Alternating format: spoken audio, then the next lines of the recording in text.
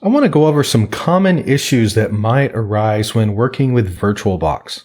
The first issue I want to talk about is antivirus software. Some Windows antivirus software such as Avira, AVG, and others have been known to interfere with the operation of VirtualBox. I've listed some errors on your screen here that can be associated with this type of issue. If you get such an error when starting a virtual machine, try disabling your antivirus software and rebooting your system. Here's a screenshot of one such error. Again, the workaround for this is to simply disable the antivirus software or switch to another antivirus software that doesn't interfere with VirtualBox.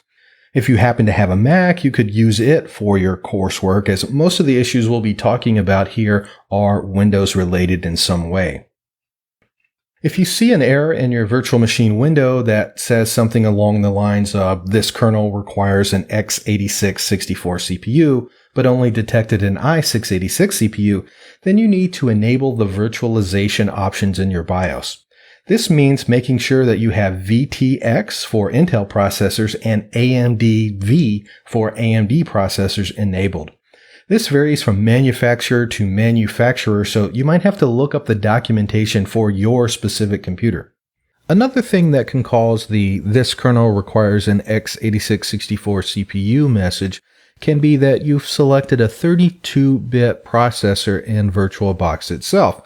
In this case, the error message really isn't talking about your physical processor, but the virtual processor that it sees. Go into the settings of the virtual machine you're having an issue with, and make sure you've selected a 64-bit version for whatever Linux distribution you're using.